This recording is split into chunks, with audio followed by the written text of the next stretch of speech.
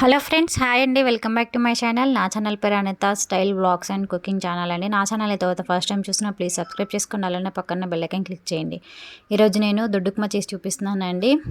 దాని కొరకు నేను ఇక్కడ నాన్ స్టిక్ కడాయి పెట్టేసి అందులో జీలకర్ర ఆవాలు వేసి, అలానే ఒక టేబుల్ స్పూను మినపప్పు వేసి, అలానే ఒక ఎండుమిర్చి, ఒక 4 ఎండుమిర్చి తీసుకొని వేసి, కట్ చేసిన ఆనియన్స్ ఉంటాయి కదండి, అవి కూడా వేసి మంచిగా ఫ్రై చేసుకోవాలన్నమాట. అంటే మనకి ఆనియన్ కొంచెం బ్రౌనిష్ కలర్లో వచ్చేంతవరకు వేయించుకోవాలి. ఆ తర్వాత నేను మూత పెట్టేస్తున్నానండి. మూత పెట్టిన తర్వాత మనకి ఇక్కడ ఇవి మంచిగా వేగిపోయాయి అనమాట.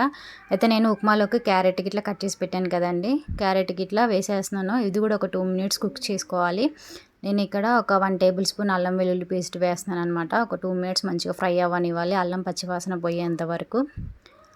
ఆ తర్వాత నేను ఇక్కడ కరివేపాకు వేసేస్తున్నానండి. కరివేపాకు కూడా మంచిగా ఫ్రై చేసుకోవాలి. అలానే నేను కొత్తిమీర కట్ చేశానండి కొద్దిగా, అది కూడా వేసేస్తున్నాను.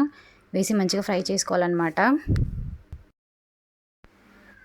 అయితే మనకి ఇక్కడ నేను 1.5 కప్పు దొడ్డుకుమ రవ్వ తీసుకుంటున్నానండి.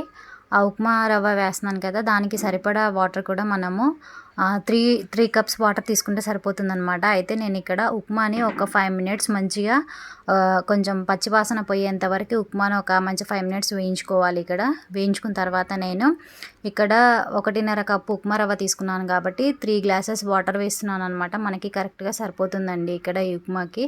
అంటే దొడ్డు ఉప్మా రవ్వ కదా, కొద్దిగా తక్కువ కాకుండా కరెక్ట్గా వేసుకోవాలన్నమాట. అయితే ఇక్కడ నేను సాల్ట్ వేయలేదండి, ఇంకా సాల్ట్ వేసేసుకుందాము మనము. అయితే నేను ఒక 2 టేబుల్ స్పూన్ సాల్ట్ వేస్తున్నాను. మనకు ఉప్మాలోకి కరెక్ట్గా సరిపోతుందన్నమాట. అయితే ఇది నేను ఇక కొద్దిగా కలిపేసి మూత పెట్టేయాలండి. మూత పెట్టేసి ఒక 10 మినిట్స్ సిమ్లో పెట్టి ఉంచాలన్నమాట. ఇలా మనకి దగ్గరగా ఉడికిపోతుంది.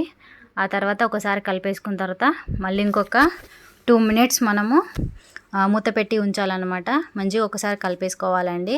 అయితే ఇప్పుడు నేను మూత పెట్టి మరి ఒక 2 నిమిషాలు ఉంచేస్తున్నాను ఇక్కడ. ఆ తర్వాత తీసి చూస్తున్నానండి. ఫైనల్గా మనకి ఉప్మా అనేది రెడీ అయిపోయింది. చూడండి ఎంత మంచిగా వచ్చిందో, అంటే మెత్తగా కాలేదు, మంచిగా ఉడికిపోయింది అనమాట మనకి ఇక్కడ.